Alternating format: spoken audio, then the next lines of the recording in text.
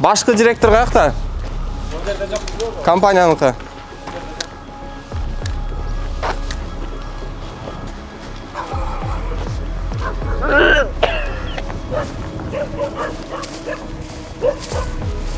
Откроем. Нельзя открывать чужие ворота. Почему? Нельзя. Открывать надо. Это Позови журналистское. маму. Мама, позови. Журналистское расследование это. Маму позови. Ой, откройте. Я не буду открывать. Почему? Маму позови.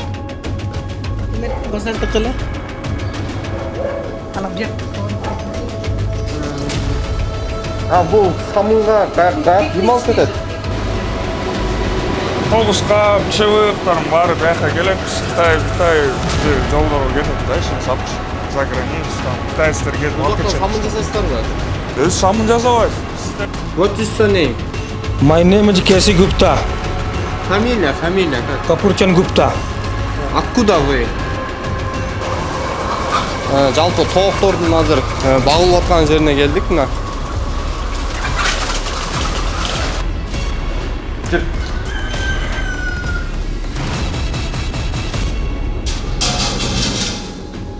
Önce uydun başlar eкен, Qanchadan olib kelasizlar?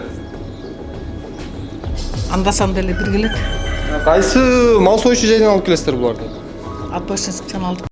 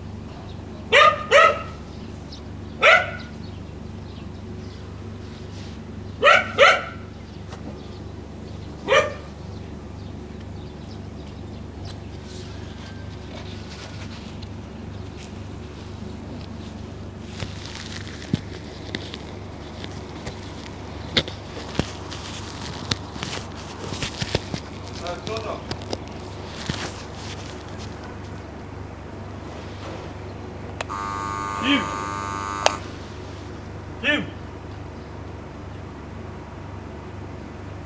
Kimdir? Açık olsun. Üçte unutub qaptır hazır. Şeftir keledi, açıp beredi. Yoldan kele açar. Hazır adam keledi deyim, açıp beredi. Açık olsun. Üçke cevap veriptir deyim. Çoğun eşikte açık olsun da. Adam kuşlarda. Hazır bir süpürme aç biraz. Kaç sıromen geldinizler? Jurnalist, расследователь Абай Қарабаев. Ha, hazır gelişesizler. Yoldan kele açar. Açık koysanız. Abi kapıda dövmeçiz. Dur. Hazır gelip dövdüm be. Üçke cevap ver. Açık koysanız. Açı olmayayım. Özüm çığa olmayayım. Çoğun eşikte açık olsun bu knopka menen. Adam geç gerek. Aç gerek.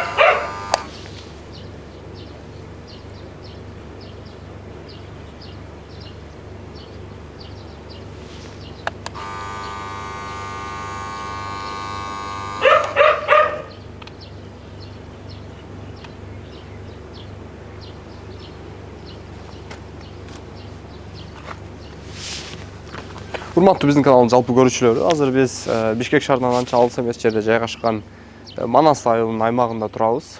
Аэропорт жака бара жаткандагы сол тарабындагы айыл аймакта. Бүгүн биз сиздерге ушул Манас аэропортуна бара жаткан жолдон ошо Манас айылына келгенде жагымсыз жыт жыттанышы мүмкүн. Бунун башкы себептери эмнеде деген изилдөөнүн арты менен биз азыр жалпы бул жактагы мал союучу жайларды ошондой эле өндүрүштөрдүн бардыгын иликтеп чыгалы деп өзүбүз атайын бул коомчулуктун албетте кызыкчылыгы болуп аткандан кийин ошол нерсеге ниеттенип бүгүн чыктык. Албетте эми буюрса азыр бул жакта самын өндүрөт деп атат, бирок сиздердин көзүңүздөрчө азыр ачпай койду. Укук органдарын чакырууга аргасызбыз. Бул аябай кейиштүү көрүнүш, албетте азыр укук органдарын чакыралы. Бизге кирип толук маалымат алууга жардам беришсин.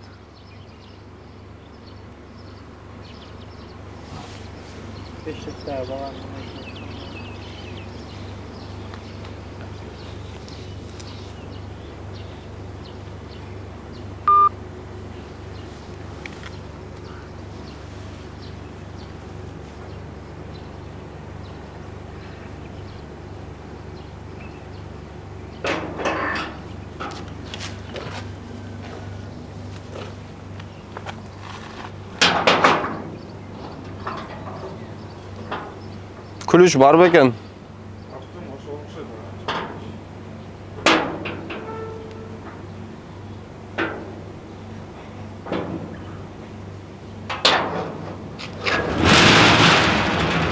Assalamu alaikum. Алейкум ассалам. Таң ойгонуп тургам да.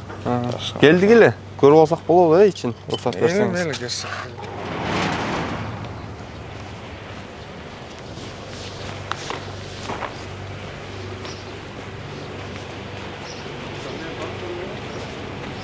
Бул жакта жүрүңүз, көрсөтүп бериңиз.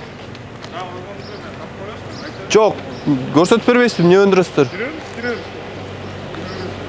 Жок, биз корккон жокпуз. Сиз көрсөтүп бербейсизби, эмне өндүрөсүздөр? Өзүңүз түшүндүрүп бербейсизби?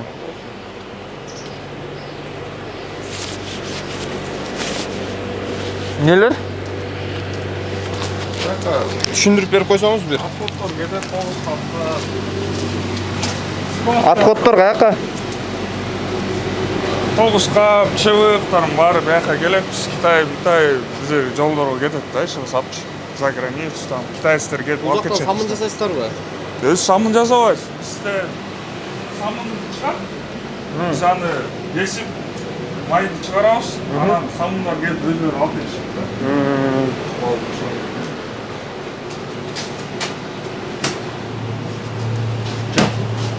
Кирсин. Светти жандырып берип койсоң.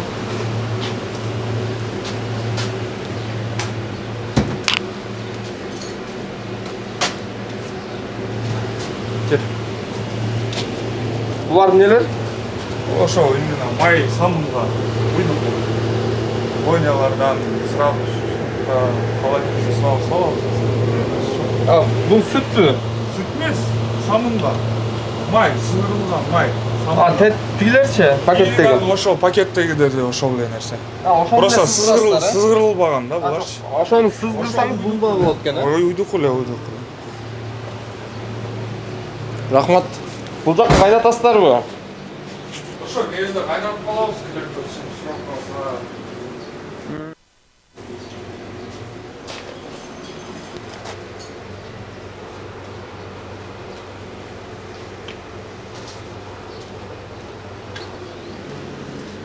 Сызгырылган майды Кытайга жөнөтөсүздөр, алар самын жасайт, Ошондойбу? Ушундай сыяктуу. Ошондой эле бизде. Иштейбиз. Негизи склад сыяктуу эле иштейт. Бул жакта эмне бар? Бул жак пустой эле. Ачып көрсөтүп коесузбу? Просто самында эме. Бул жакта эмне жасайсыздар?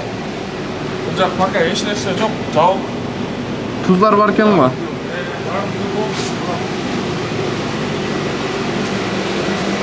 Öndürüş kayaktan?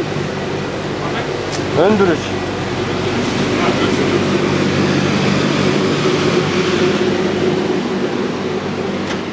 Жок, өндүрүш. Каяктан эме кыласыздар? Только майды гана жасайсыздарбы? Ага эмне кошосуздар? Только май. Кошкондо эч нерсе кошпойбуз. Бойнялардан барып, мындай азыр көргөндөй эле пакетте эл жебеген мындай жаманраак майга барго. Тамакка кошулбаган, ошолорду сатып алабыз, бияка келип анан самынга кетет. Ошол эле. Бул жак эмне? Жактакана бөлмөсү болчу. Рабочий бөлмө, Бул эмелердики, жумушчулардыкы. болчу да. Тартып алалы. Урматтуу биздин канал көрүүчүлөрү, бул жак жалпы жумушчулардын бөлмөсү экен. Бул жакта эс алып, ушул жакта түнөшөт экен. Мына өзүңүздөр көрүп турасыздар. Так, кирелем бул жака. Жүрүңүздөр.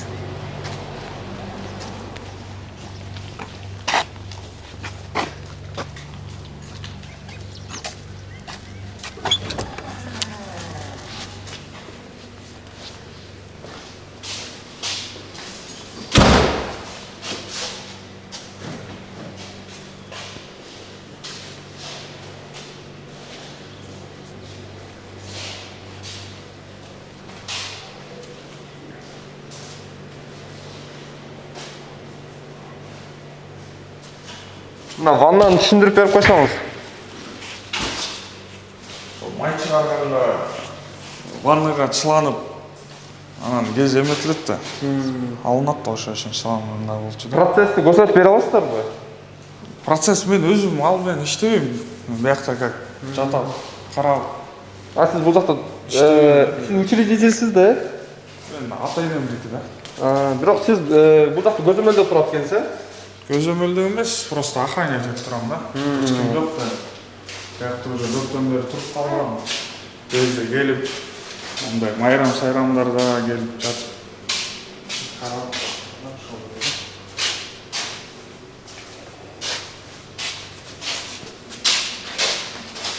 Так, биякта полный эмелер кылымдан болчу, раздевалка, женский раздевалка, мужской раздевалка деп.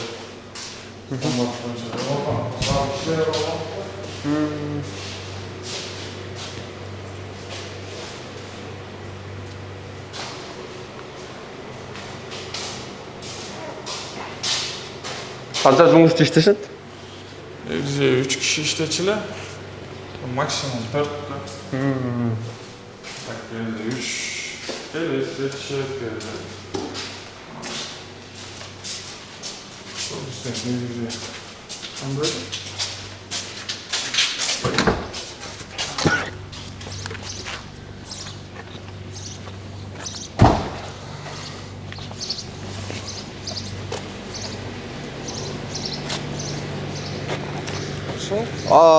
Жалпы эмелерди, майларды Кытайдын кайсы шаарына жөнөтөсүздөр? Мен шаарга өзүн билбейм каяктан, өзүлөрү келип алып кетишет да. Өзүлөрү алып кетет, Токмок шаарындагы ошол жерде турушат экен да. Өзүнүн заводдору бар. Ошол жактан алып кетишет экен да. А так за экспорт мен эч кандай отвечать этишпейт да. Ата-энемчи. Мен билем, алар келет, өзүлөрү жүктөйт. Мамлекетке налог төлөйсүздөрбү? Как положено, бизде полный ИП, полный налог сатып атканда. Жеке ишкер катары катталгансыздар. Как положено 2% безналичный расчет М-банктан төлөнүп, как положено катталып, эмелер документациялар бар. Ошо. Буга туз аралаштырасыздарбы? Жалпы ошол майга туз аралаштырып сактап коесуздар, анан кетет.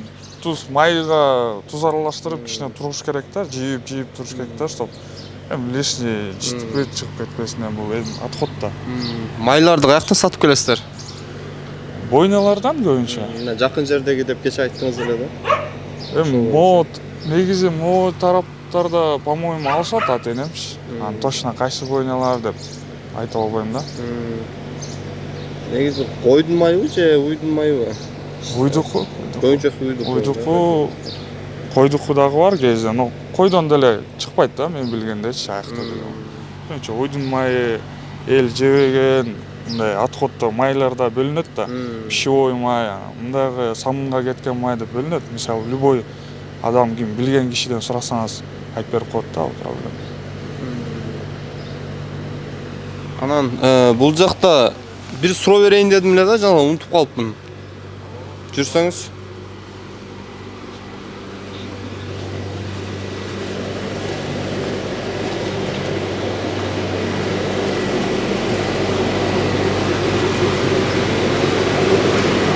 Канализация бул жакта саркындыларды каяка төгөсүздөр?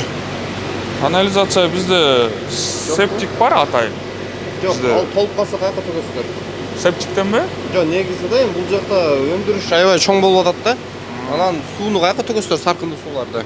Бизде чыкпайт деле ал в основном. Чыкса ай сайын бир мешок ушундай эле чыгып калышы мүмкүн. А так өзүнчө эле мындай эме чыкпайт да, отход деле чыкпайт да бизде. Суу иштетесиздер да. Суу менен иштейбиз, суу канализациясы бар да, центральный канализация Жок, ошол ошону айтып атам. Толуп калса, ал жактан каяка алып барасыздар деп.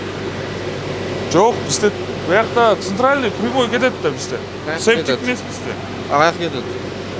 Бизде общий эле центральный канализация деп. Септик эмес, адашып атасыз окшойбуз. Бизде толбойт, бизде септик. Суу Түшүндүм, аны түшүндүм. Ооба. суу.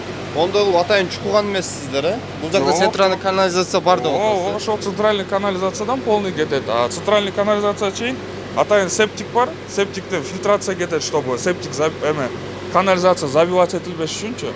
А септиктен эми бир мешок илинип турат. Ал бир айда эмес, там 1,5 жыл ушунда бир толуп калышы мүмкүн да. А так көбүнчө деле бизде отход деле жок болсун. Эми өзүңөр көргөндөй да, просто бизде келетпиз, ошол жактан майды сызгырабыз. Азыр деле в основном толук цех иштебей атат азырчы. Өзүңөр көргөндөйчү.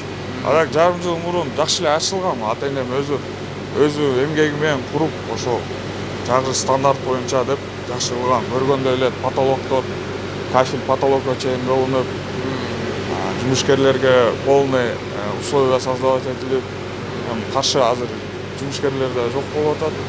Иштеген киши да жок. Өзүм жүрөм биякта. Канча төлөп бересиздер айлыгы?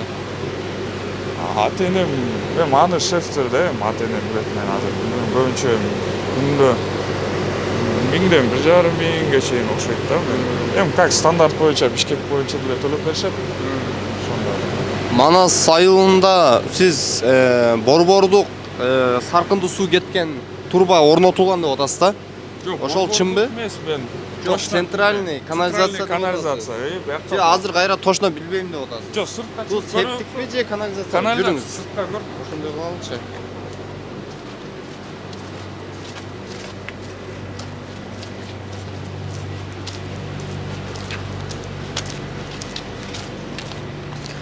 Бул жалпы аянт канча?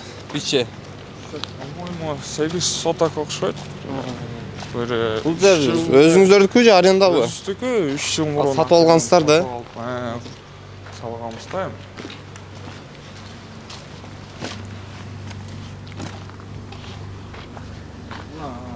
Мынау көрдүңүзбү? Могул канализация мындай кетет да, Манас боюнча. Каяка кеткенин мен ал точно белгисиз айта албайм да. А так негизи центральный деп айтылат да канализация. Сиздердики шуга кошулуптур, э? Ооба, биздики бияка кошулду, анан ошол менен тияка кетти да. Ошол эле. Мисалы, ар жакка деле бассак, ошол жерде деле мына канализациялардын эмелер турат. Көрүнүп эле турбайбы. Бизде үстүн бетон менен жабылып калган да, чтоб кичинекей балдарымыз бирөөлөр баклашка ичине ыргып салбасын депчи. Бул жак эмне өндүрүш булар? Булар соседтер эми билбейм, складной помещение окшойт дейм да, эми склад складирует. В основном бул ичи птичник деп айтылат. Бул птичникте көбүнчө производственниктер да. Мисалы, частный мындай жашаган жатакана бөлмөсү эмес да, в основном. Атайын бияка орун берилген да биякачы. Могу производственный кичине бойня салса болот деп, эмелер токту бакса болот деп, ушундай да. Сиздерге Багат кезикте. Складтарда, по-моему, атайын эми лицензиялуу экологиялык экспертиза келип сиздер текшерип атышабы? Текшерип атышат. Мисалы, жакын арада келип кетишкен, бирок точно эсимде жок да, каялыкта. Эсимде айтып атышканда келип кетет, постоянно текшерет. Кагаздарды көрсөк болобу? Ошол протокол эмне бар, документтерден көрсөк. Азыркы учурда биякта эч нерсе жок. Документ боюнчачы. А, А так, бул жакта может, жок да? ата энем азыр чалып көрөчү. Ошону тактап берип койсоңуз. Жолдон ала келсе көрсөтүп берип коебуз да сразу бир. Ал боюнча проблема жок да.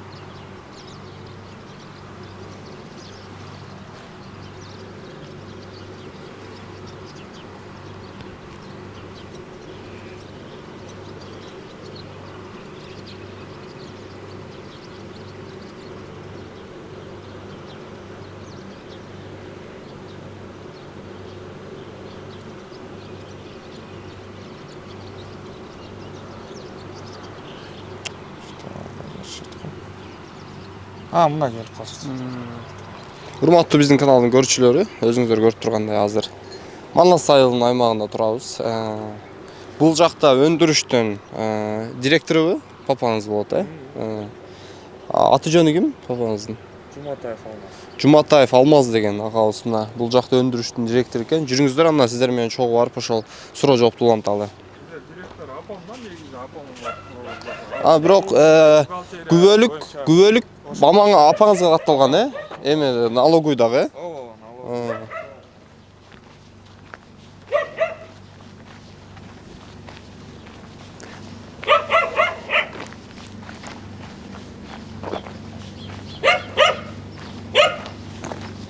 Саламатсызбы эже? Кандайсыз? Жакшысызбы? Иликтөөчү журналист Абай Карабаев. Очень Анан азыр биз текшерүү менен келдик эле. Анан ошого кирип тарттык, анан документация боюнча сурап. Хорошо. Чин көрсөтүп берип койдум. Анан жок, көрдүк эжеке, анан азыр Документация дейт да. экспертиза келди деп атат да. Балаңыз анан ошол боюнча документтерди көрсөтүп аласыздарбы? Бізде азыр документ жанында жоқ. Бұл эме да, как хранение у нас же. Мы здесь переработкой не занимаемся. У нас мы ничего не производим. Мы не общепит, скажем так. Бізде бойняда алып келет эмелерди, тоозка, чыбык алып келет, ичегини, ошону биз хранить этебиз. Анан китайлар келип алып кетет. Сактайсыздар. Анан бирок ал самын жасалабы же эмне болот ал? Ошол эме ичектен эмени май алынат. Эме не дейт, узун ичектен ичек. Ошол майды биз эметип сызгырып, анан самындан алып кетет. Самын жасаган эмелерчи. Ошолор. Карындан да каласыздарбы же бир гана ичегиден гана? Жок, ичегинен алабыз. Ичегиден да. Ооба. А ичеги калган ичеги ал эме иттерге кетет да, на корм собакам. Аларды дагы эмедер алып кетет. Негизги көйгөй мындай болуп атат эже. Өзүңүз деле башка жака учуп калсаңыз, Манас аэропортуна бара жатканда жолдон аягына жагымсыз жыт жыттанып атат да. Бул эми коомчулуктун кызыкчылыгы да, чынын айтканда. Анан ошол боюнча биз азыр бул жака текшерүүгө келдик да. Анан ошол боюнча эже иликтөө болуп атты эле. Анан келдик, анан негизги ошол маселе боюнча, жыт маселеси боюнча кандай дейт элеңиз сиз? Каяктан чыгып атышы мүмкүн? Жыт ойлоп атам. Бул жакта да канча өндүрүш бар, ошол боюнча. Биякта да бойнядар бар да. Нар жакта бар бойнялар. Анан биякта птичник бар. Өйдө жакта. Аябай жыт ошол жактан келет да.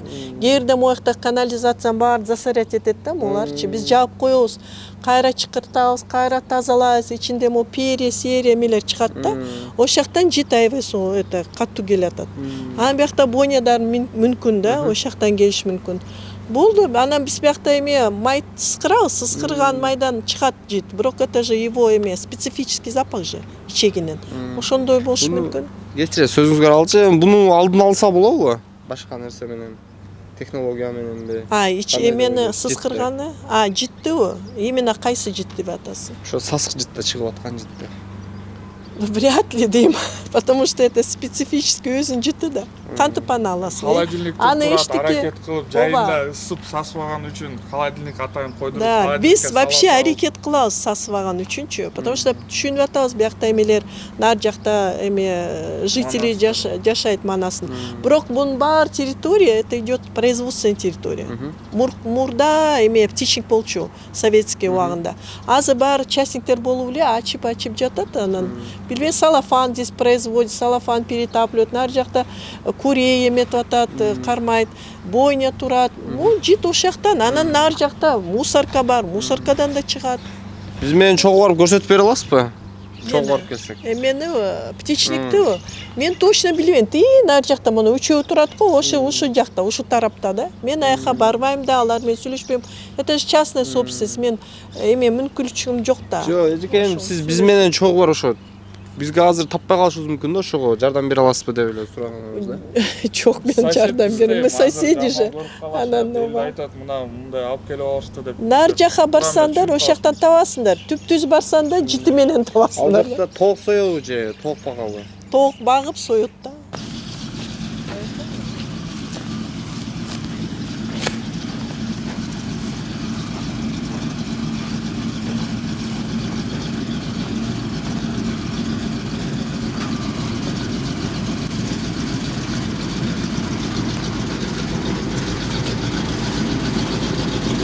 Assalomu alaykum.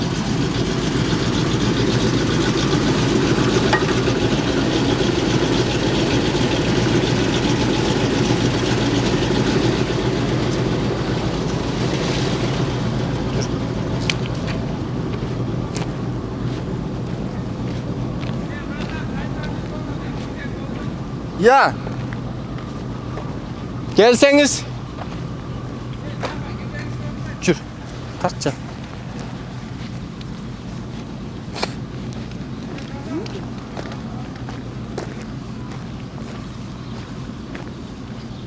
Yürü. Bas.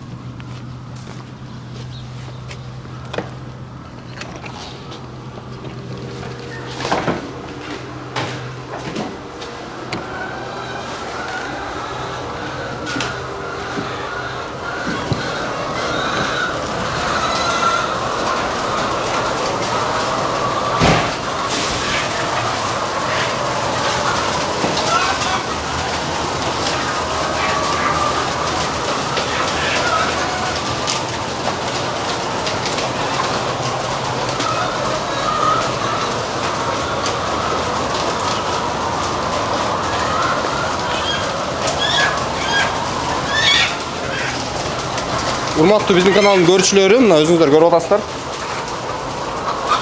Жалпы тооктордун азыр багылып аткан жерине келдик мына.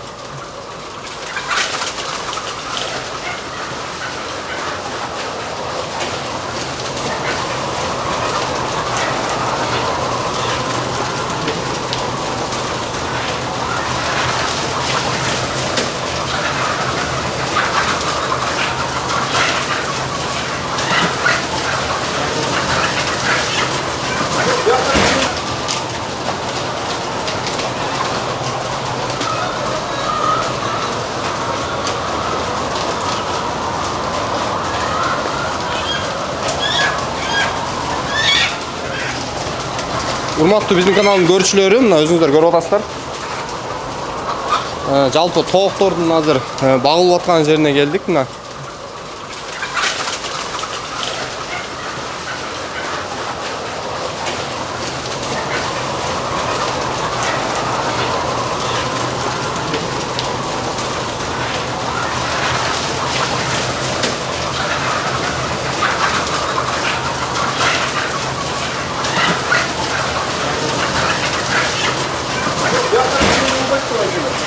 Assalamualaikum. Тоокто ортосунарда. Кирбеңиздер бияка. Чын, көзүн ачыгып, биякта келип инспектор эчтене көрдүңөрбү? Жок, жок. Бияк же боюн эмес, эмес деп, эле эмес билбегилер да. Siz kimsiz? Ya. Karolçu. Atınız kim? Ya. Bak sizler emne boyunca Familiyangız tartışып şey. жүрөсүңөр bu жакта. Familiyangız şey. Girbe dep kim aytып атат? Biz айтып атабыз мисалы. Jo, siz kimsiz bul жерде? Бияк иштеймин. Jo, familiyangız kim? Бак. Familiyangız Силер эмне şey. боюнча келдиңер, şu айткыла. İyilikte boyunca geldi. Эмне боюнча иликтөө болуп атат? Jit boyunca. Бизде життүү эле жок, життүү көрбөдүңөр. Jo, ошо gireli, пожалуйста, жок болсо, маселе жок. Жүрүңүздөр. Болбол, башка жака кирбеңиздер. Эмнеге? Чынында болбойт да. Режимный объект. Тет жака бар, эмелерге баргыла. Тетиги мал сойгон жерлерге баргыла. Бизде болбойт дегендер. Бияк санитарный зона, братан. Hı? Документтер барбы? Бияк деген санитарный зона. Жок, ол коюп коёкчу. чыкпайт. Частный территория, братан. То есть кандай келип тарта бересиз бияка кирип алып. Продукция чыкпайт. Siz kimsiz? Мен ошол жакта иштейм. Jo, ген директор барбы? Ген директор өзүнө чалгу? Jo, чакырып бериңиz да. Жок, мындай айтыңыз да, эмне себеп менен келдиңиз? Суроолор бар. Жок, эмне себептер менен келдиңиз азыр маяка? Иликтөө менен. Эмне иликтөө? Эмне Журналистикалык иликтөө жит боюнча. життанып атабы маяка? Jo, життанбай эле турат. Аны эмне деп атасыз? Текшерели. Тияка киргиле. Аркы бояга баргыла, ошакта калат. Життанган жери бар да, братан. Эми життанып баштады мына жит. Сезилип атабы сизге? Бул жакта кирип көрөлүчү. Бул жак эмне? Цех. Бул жакчы? Ал да, цех. Эмне цех? Птица бардык. Токтор барбы? Жалпы канча цех бар территориянын ичинде? Аны айта албайбыз. Я. Айта албайбыз. Так. 1, 2, 3, 4. 4 бар экен, э? 3. Мындай чоң. Жалпы 35 000 тоок бар, э? Сиздердики частныйбы же мамлекеттикпи? Учредитель ким? Осонуку. Я. Отон катарып. Капаров ким фамилия? Аты? Я. Мирлан Капаровпу? Азыр Министерство юстициянын базасынан көрөлүчү. Эмне деген? Ишкананын аты. Мирас Агро.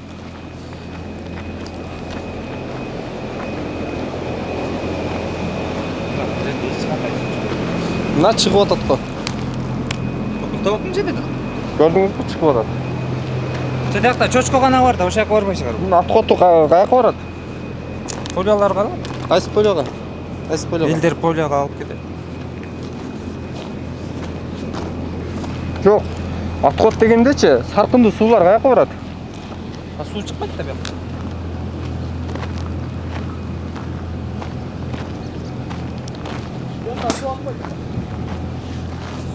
Боядан чыгат.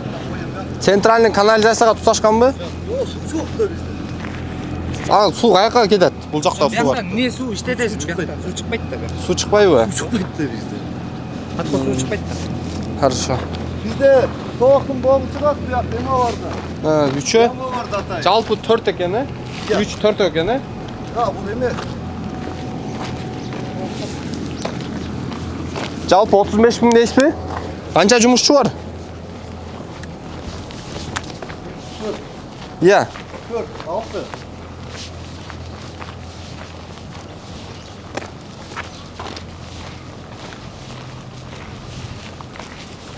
Бул бачоктор эмнеге коюп койдуң? Кайсы бачокту коюп? Бул бачок суугабы? Тооктор суу ичкенге, э? Я. Климат чыгат. Пенсионер. Кондиционер. Ген директор каякта? Я. Ген директор. Башкы директор каякта? Компанияныкы.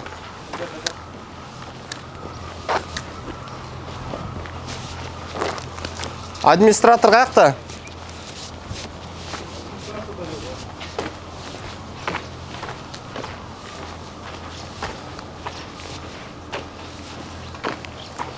Жүрүңүздөр, кирели.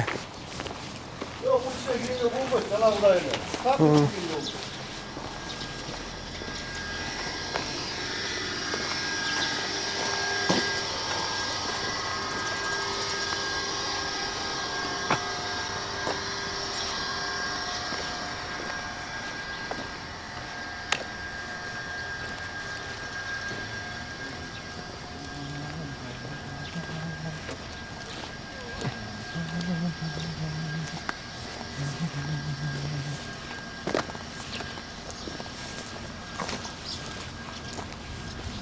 Эмнеге киргенге болбойт?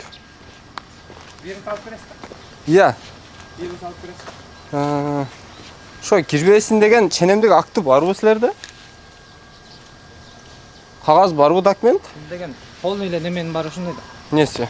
Песага деген бар эле сен Жок, ошол эми сиздердики дагы мындай эреже бар да.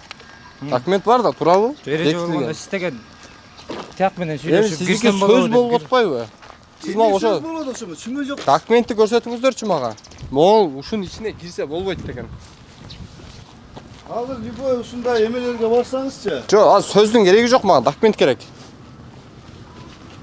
Документти өз убагында тияк эмелге барып сүйлөшүңүздөр. Биз бияктын киргизген болду. Даже биз өзүбүз киргизген болду. Биякта караган киши бар да.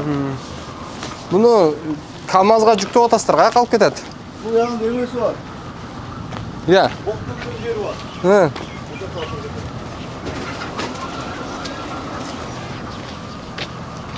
Бул жак эмне?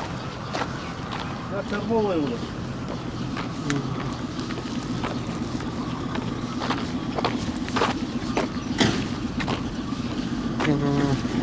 Отуз беш миң. Ошондо шаарды бүт камсыз кылат экенсиздер да жумуртка менен, Анан Биякта деген 600-700 миң эмелер бар да. не? Тооканалар бар. Жок, түшүнбөдүм мен.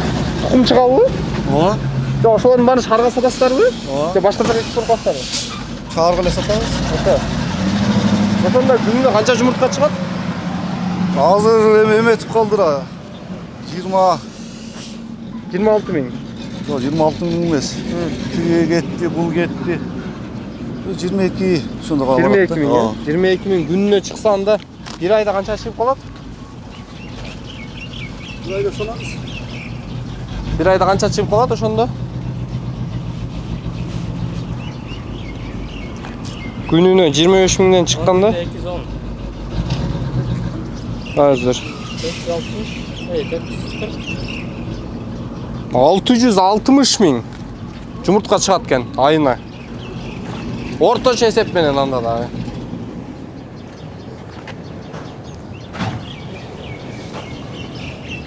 Урматтуу биздин каналдын жалпы көрүүчүлөрү, биз жалпы бул аймак боюнча бир гана ошол канаттуулардын фабрикасын биз көрүп атабыз сиздер менен чогуу, албетте. Эми эреже боюнча албетте эми мен ал жагын мен билбейт экенмин, бирок айтып атышат бул жакта кызматкерлер башка сырттан келгендер ошо вирус жугузуп коюшу мүмкүн. Эми бир жагынан алып караганда туура, а бирок азыр документти биз көрүшүбүз керек. Офисте адам жок да азыр. Жалпы канча жумушчу бар бул жерде?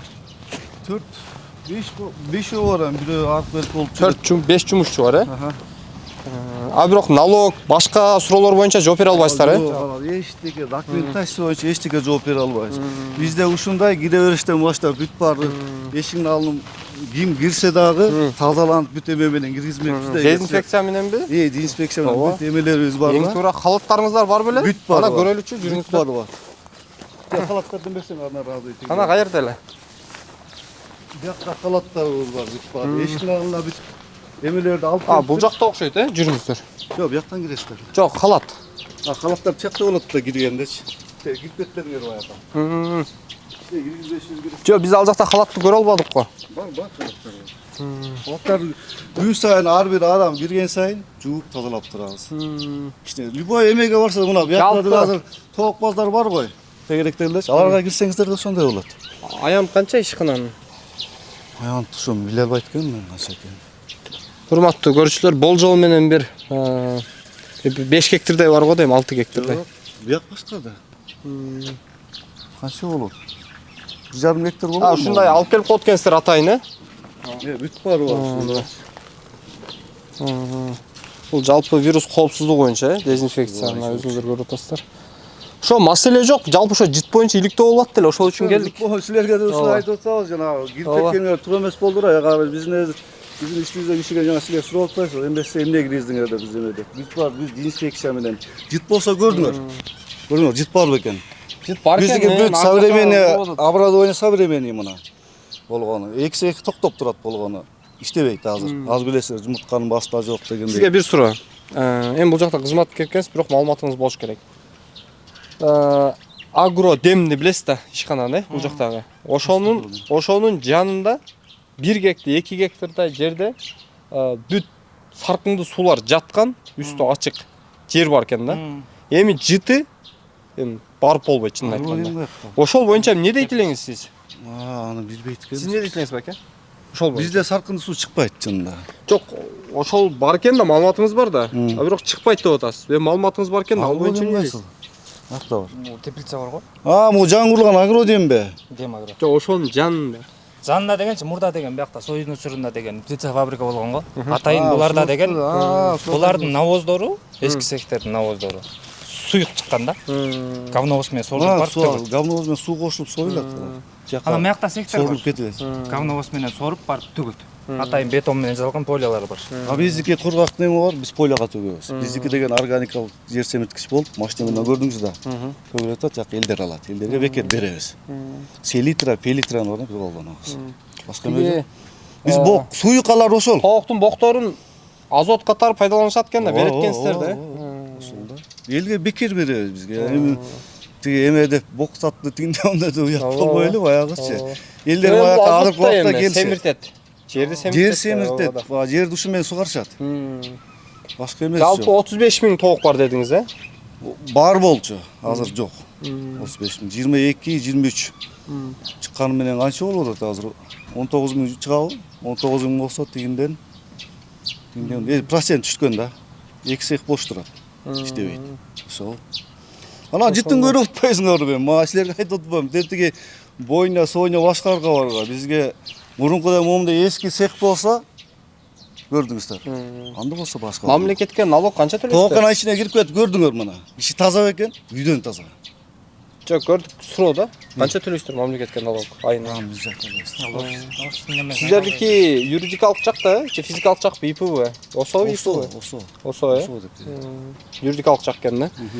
Демек, албетте уставтар боюнча эми гендиректор менен сүйлөшөбүз. Уставта канча, уставдык капитал канча бекитилген, жана ошондой эле тиги единый налогпу же канча процент налог төлөнүшү боюнча. Бирок, урматтуу биздин каналдын көрүүчүлөрү, албетте күнүнө айына 660 000 жумуртка чыга турган болсо, ошонун айына 10 сомдон сатканда эле 6 600 000 болуп атат да. 10 сом жок. Жок, бир жумуртканы айтып атам. Азыр 5 сом, 2 сомдон кетип калды. 2 сомдон бересиз. 2 сом тиин эле да. Биз азыр өзүбүздү багып атабыз. Бул жактын жалпы коммуналдуу боюнча, аркы берки анан экологиялык болгон эмес. Жумуртканын баасын түшүшүн айтып атабыз да. Бага жок азыр, ошону айтып атабыз. Биз өзүбүз антимонополиядан келип бардыгын болгон да. Баары текшерилет деп бизде. Анан экспертиза боюнча сурайын дедим эле да. Экологиялык экспертизага келип кеттиби? Текшердиби? Текшерилип эле кетет болуш керек. Бүт санэпидстанция келет, ветстанция келет. Баары келип карайт ишин. Өздөрүңүздөр ветврачыңыздар барбы? Бар да. Анткени эми бул аябай чоң өндүрүш да, билесиз да. Анан эми ол бир оору жукса чынында аябай коркунучтуу тооктук. Билебиз да. Ал билебиз. Рахмат анда сиздерге. Аты жөнүңүз ким? Бакыт. Фамилияңыз? Акишев. Рахмат байке. Мейлиңиздер. Рахмат. Урматтуу биздин каналдын жалпы көрүүчүлөрү, бизден алыстабай туруңуздар. Албетте ийгиликтөө мындан ары уланат. Бул жакта дагы ишканалар калды. Аны кийинки бөлүктөн буюрса биз сиздерге толук түрдө чалдырып беребиз.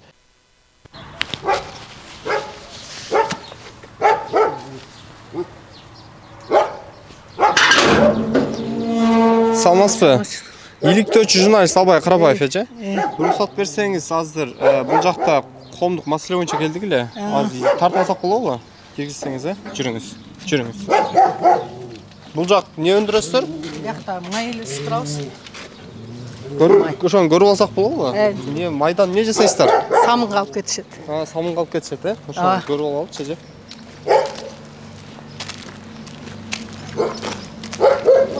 Жүрүңүз бул жакта. Май эле да.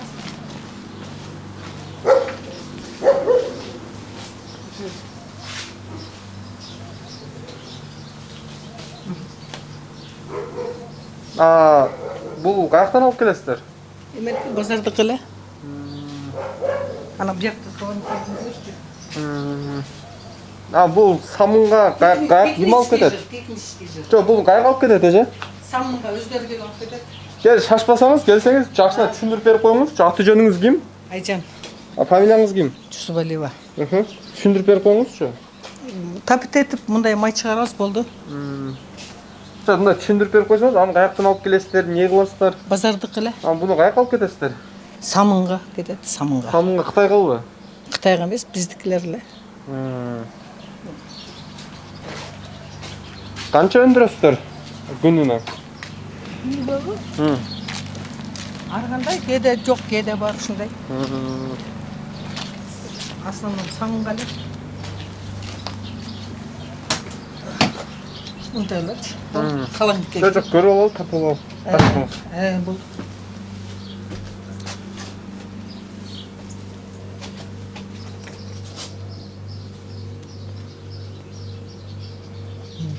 самынға әлі. Demek ki oluyor.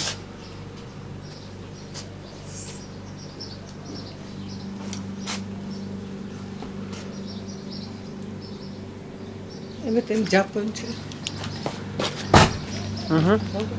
Бұл жақ не? Анда көріп олалы? Ayak üstüne eşlik ediyorum.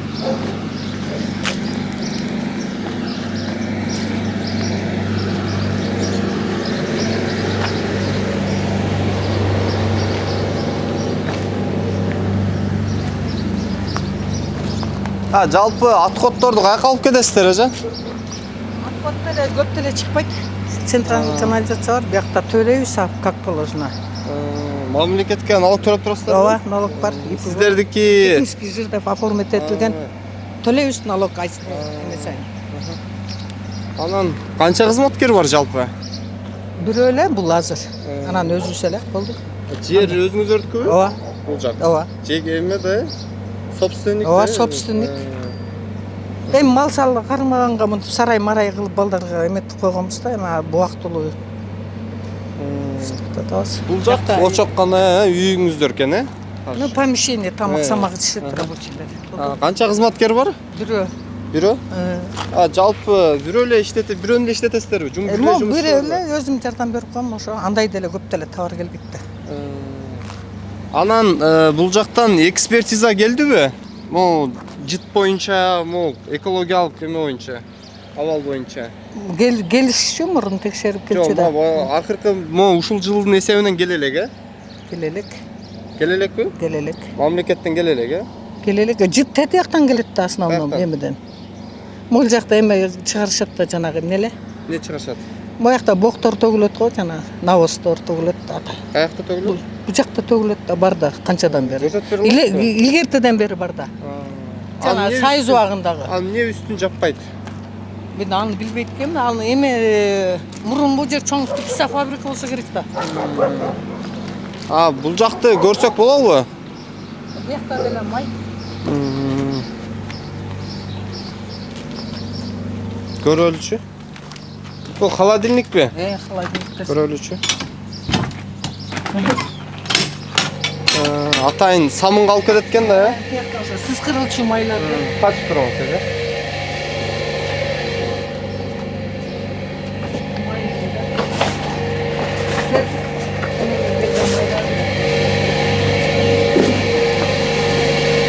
Сиз кырылчу майлар.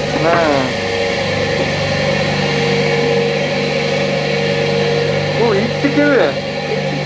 Иттикиби? Эме иттики деле эмес, эми жегенге өзүбүз алып келип койгонбуз. Бул эмнең эти? Уйдук эле. Иттикиби? Жок. Иттики деп атпайсызбы өзүңүз? Жок, мореки таза. Асмалы деле майда. Бул эмнең еттери көбүнчөсү? Малдын эле ич майы. Я. Крупный стаканыкы эле.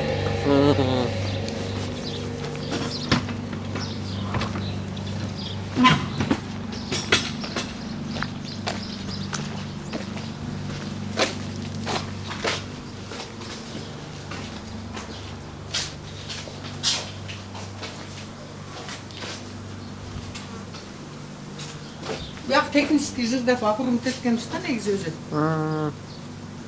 Майда базардан келет.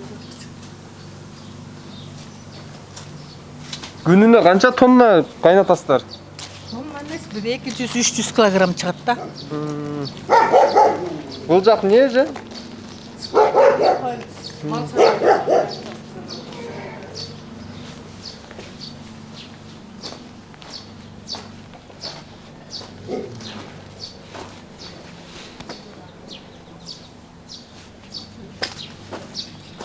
Bulacakça.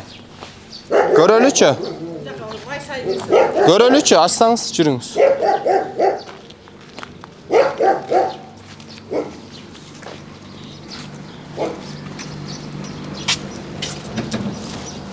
Açık koymak dedi.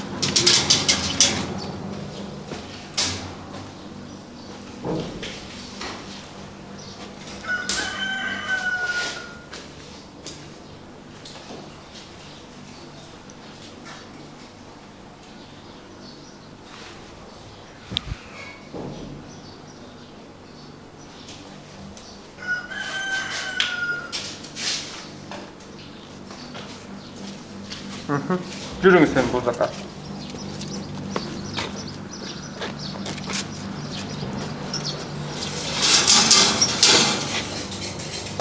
Tamaz mı? Жүр.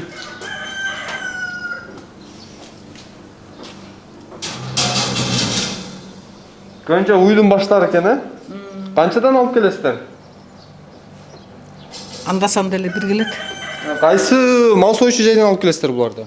Атбашинский каналдыкы. Иә. Атбашинский каналдыкы. Канал? Атбашинский каналдагы бойнуйдан эле. Ал каерде? Жакын эле жерде да мудачасуда. Мен деле алып келбейм, өздөрү алып келип таштап кетишет. Суранышка. Бұл жақта екі қызматкер бар, көрдіңіз бе алдап атасыз же? Булар эми постоянно эмес да. Постоянно бирөө эле иштейт. Бұның майлау, баштың майларын неме қыласыздар же? Бұны қайқа алып барасыздар? Иә. Бұны қайқа алып барасыздар? Ливеркага кетишет. Собачий корм.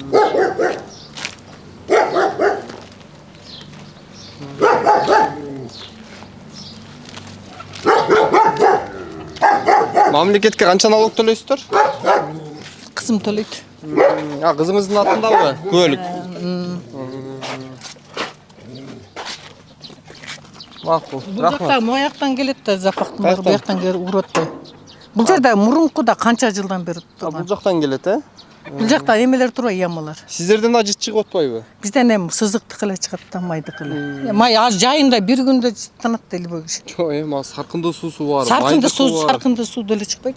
Саркынды сууңуздар ошол жакка барып төгүлөбү? Жок, биз канализацияга Центральный кетет канализацияга. Центральныйга канализацияга да төлөйбүз да. Жок, ал каяка кетет? Суу каяка кетет?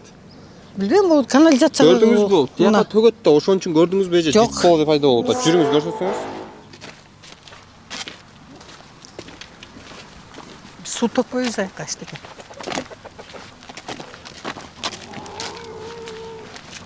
Центральный канализацияга да.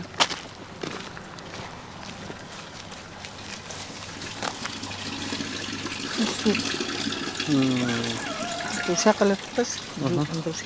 Бул жакта мал союучу жай бар дейт. Ошол иштеп атабы? Иштеген жок го дейм. Жабык да. Жабык күндүз иштебейт да, кечинде караңгыда иштешет да. Анчын кечинде келишиңер керек. Урматтуу биздин каналдын көрүүчүлөрү, мына экинчи май сызгыруучу атайын ошол майларды анан самын жасаганга алып кетишет экен. Өндүрүшкө келдик, мына өзүңүздөргө текшерип бердик. Албетте ийгиликтөө мындан ары уланат. Бизден алыстабай туруңуздар. Аты жөнүңүз ким дедиңиз? Айжан. Фамилияңыз? Тусубалиева. Рахмат эже. Отурдуң да, мен барайын бияка силер менен. Жок, кала бериңиз. Рахмат эже. Келебиз эртең. Налоговый башкалар менен келебиз. Хорошо.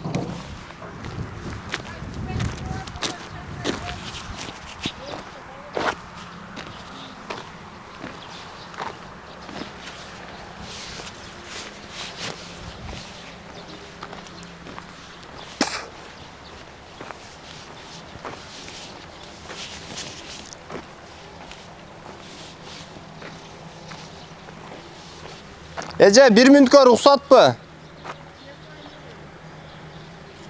1 20 мүнөткө эже. Саламатсызбы?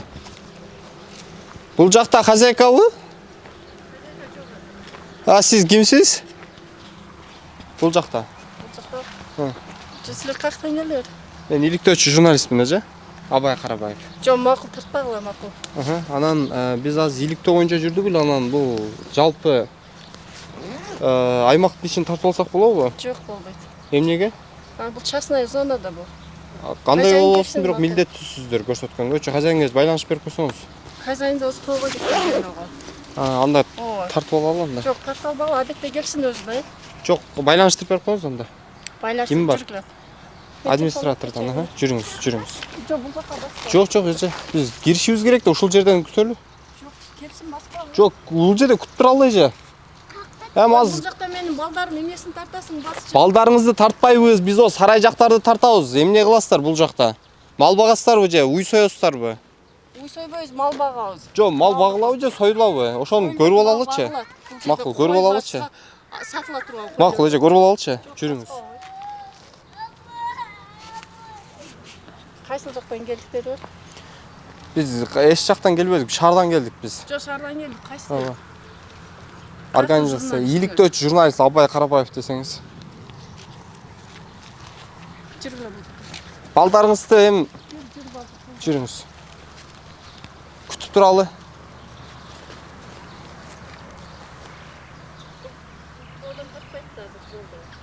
Тияк ким?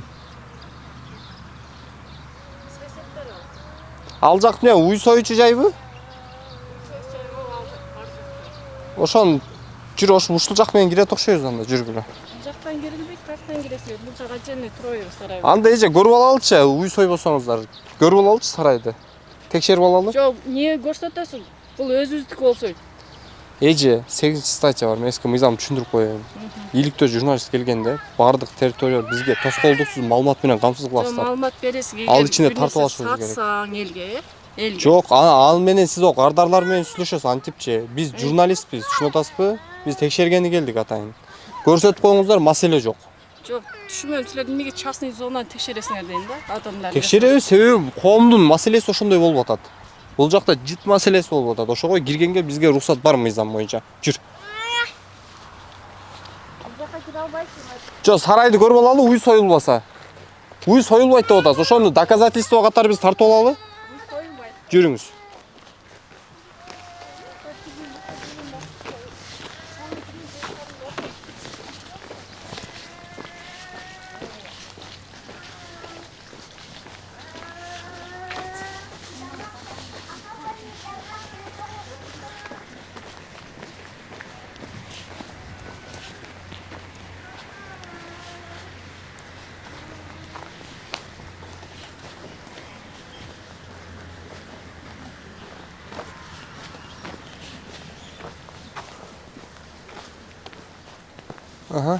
Жүрүңүз. Ушундай эле текшеребиз. Бул жакта эми сиз жумушчу эмес экенсиз да, эже. Көрдүңүзбү, өзүңүз айтып атасыз жумушчумун деп.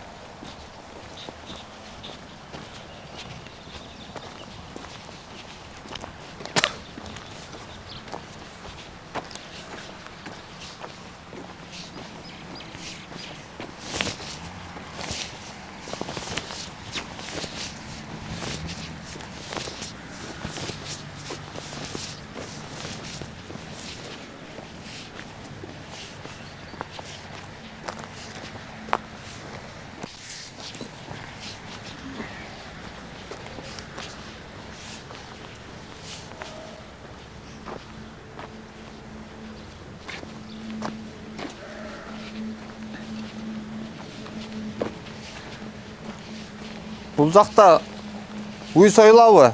Же койбу?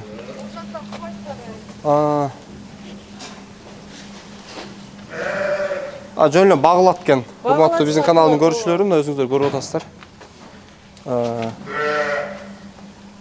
Койлор жалпы чоң сарай экен, койлор багыла турган. Мына өзүңүздөр көрүп атасыздар. Жүрүңүздөр. О, саркындуу суулар каяка ташыйсыздар буларды же? Кайсы саркындуу О, саркындуу сууларды. Бул ушу жерде эле сиңет, ичкен суулары. Бирок бетон болсо кантип сиңет? Могу толуп калыптыр. Каяка төгөсүздөр?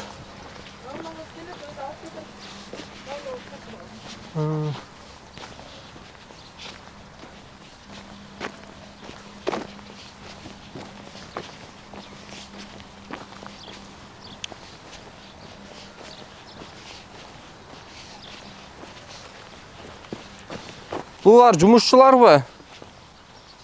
Я. Жумушчуларбы? Канча жумушчу бар? Канча дейсиз? 2 жумушчу бар, Бул жак эмне сарай?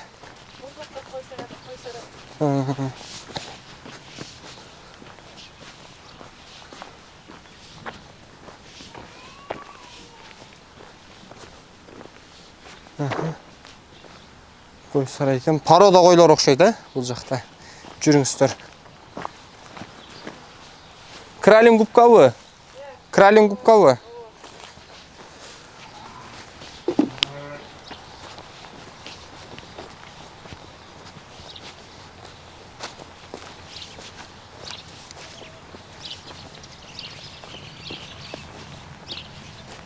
Жылкылар бар экен, ичинде.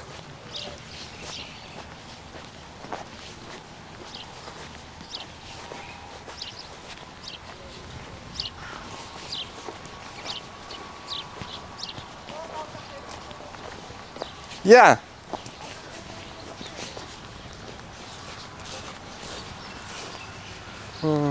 Болду. Мына, ушинтип эле текшере алабыз, же? Макул, частный болсо дагы да, милдеттүүсүздөр да көрсөткөнгө. Анткени бул коомдун кызыкчылыгы боюнча келип атабыз да.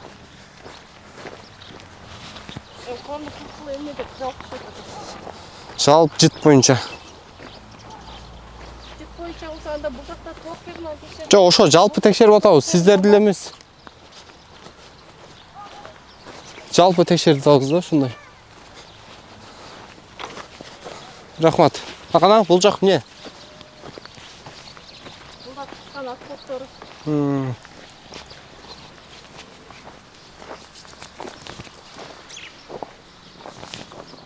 Боктор экен, жүн боктор экен.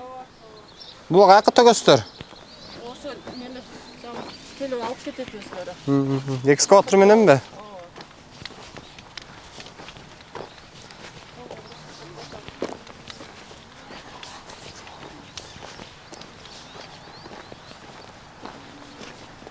Assalamu alaikum.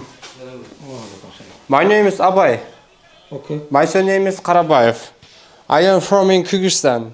I live in Bishkek city.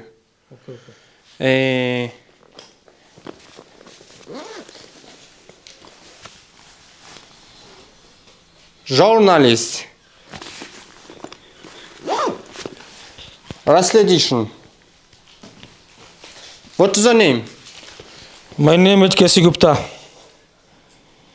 What is your name? My name is K.C. Gupta. Фамилия как? Kapurchan Gupta. Откуда вы? Откуда? Каяктан болушуңар? India. Индия. Индусы? Hindu, India. Корова, да? Вот. Корова Будда, да? Хорошо. Все. Сколько? Раз, два, три, three. 1, 2, 3, 4, 5. 2 biscuit. 2 Бишкек. Уктап атабы Бишкек? Все. Кеттик. Так.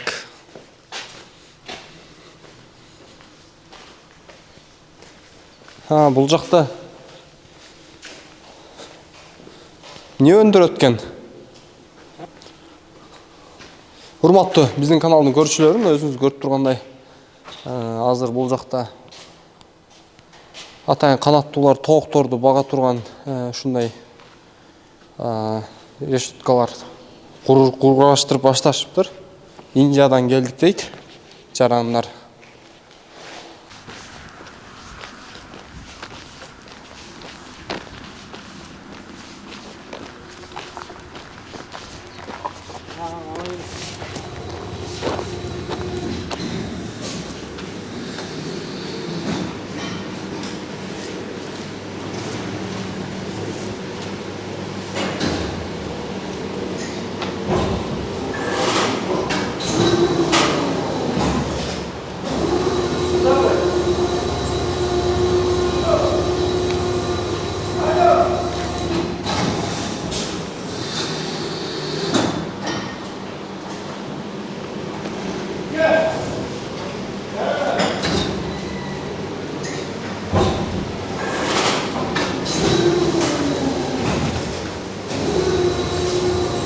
Dur.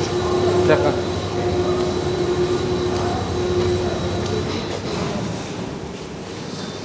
Ne olacak girelim Buraya da de.